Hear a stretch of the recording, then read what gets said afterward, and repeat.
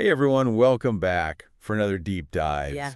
And today Excited to be here. we're tackling a topic that I know is pretty close to home for a lot of you out there, language learning. Hmm. And especially we wanted to look at some of the stuff you guys sent in about listening Right. versus, sort of the more active side of language learning. Yeah. So it seems like a lot of people are really into just the listening side of things. It's appealing, right?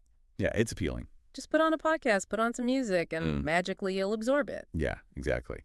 So that's what this deep dive is all about. We're going to take a look at, is it really all it's cracked up to be? And what are some of the maybe hidden downsides or pitfalls? Well, and I think it's important to, acknowledge right off the bat Yeah. that listening is a huge part of language acquisition. We Yeah.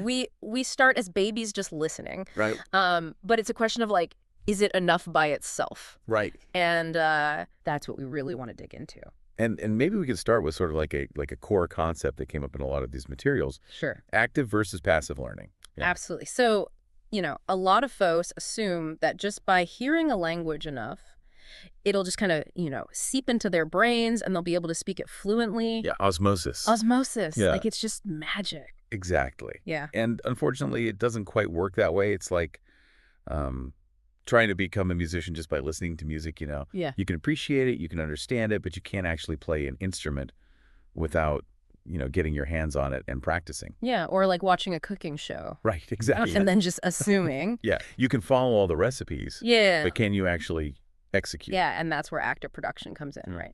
Actually speaking, writing, using the language. Yeah. Exactly. So when you actively produce language, whether you're speaking or writing, you're actually forcing your brain to work. You have to retrieve vocabulary, you have to apply grammar rules, you have to think about pronunciation, all in real time. Right. It's like a workout for your language muscles. Okay, so active production. That makes sense. It's like you're not just passively absorbing, you're actually engaging. Yes. But there's got to be more to it, right? There is. One of the biggest things that kind of gets overlooked in a listening-only approach is the lack of feedback. Okay, feedback. And this is something that came up in a lot of the stuff that you send over. Yeah. And it's crucial, right? So can you explain, like, what is it about feedback that's so important? So imagine trying to learn anything new without ever knowing if you're doing it right or wrong. Oh, that's tough. Right. You could be practicing guitar for years with the wrong fingering, and you'd never know until someone pointed it out. It's the same with language. When you're speaking or writing, you're inevitably going to make mistakes. Right. But those mistakes are actually golden opportunities to learn. How so? Well, when someone corrects you, or when you realize you've made a mistake and you figure out the right way to say something, that's when the learning really happens. Your brain starts to internalize those corrections and adjust its patterns. Okay, so it's like having a coach, right? Like you try something, they tell you what you did wrong, and then you do better next time. Exactly. Feedback is like having a personalized language coach in your pocket. Gotcha. So we've got active production, we've got feedback. What else are we missing if we're just kind of passively listening? Well, one thing that might surprise some people is that even if you're understanding what you're listening to, you might not be retaining it very well. Interesting. It's the difference between passive understanding and deep encoding. Okay, deep encoding. Now, what is that exactly? So deep encoding is when information is processed in a way that makes it more likely to be stored in your long-term memory. And this is where active language use comes in. Yeah. When you're actively speaking or writing, you're forcing your brain to work harder, to retrieve information, to manipulate it, to apply it. And that effortful processing leads to deeper encoding and better retention. So it's not just about understanding, it's about really internalizing the information. Yeah. Making it yours. Think about it like this.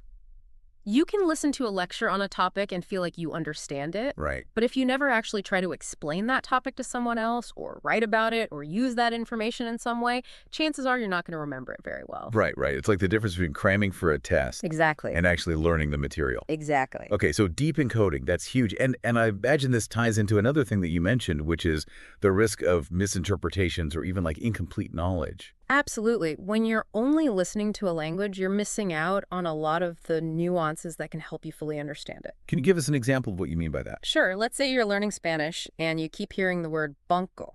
You might think it always means bank, like a financial institution, Right, right.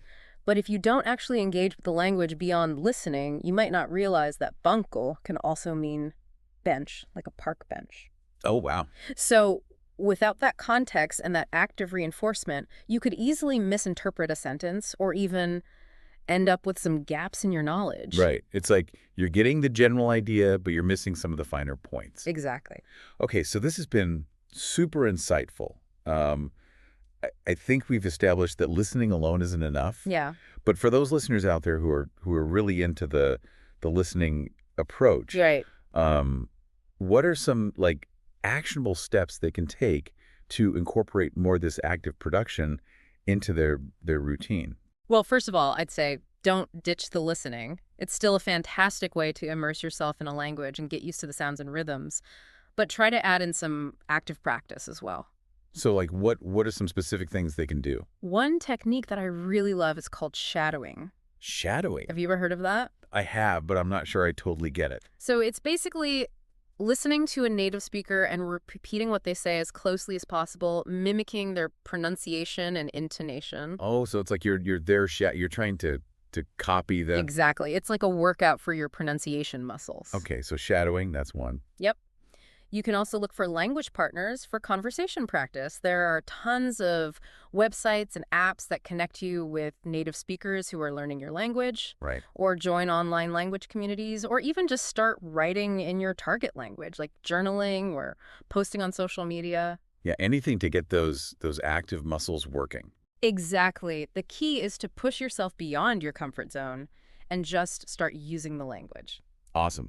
Well, I think this has been a really, really helpful deep dive. Glad to hear it. So just to kind of summarize the key takeaways, listening is great, but it's only one piece of the puzzle. Exactly. To really master a language, you need to actively speak, write, and engage with it in a meaningful way. And don't forget the feedback. Right. Get that feedback, make those mistakes, and learn from them. It's all part of the process. It is. It is. Yeah. And you know, I think as we wrap up here, you would be great to leave our listeners with something to kind of chew on. Yes. So here's a question for you all. How can you shift your focus from simply understanding a language to actively using it? That's a great question. What small step can you take today to make your learning more active and engaging? Love it. And until next time, happy language learning. Happy learning.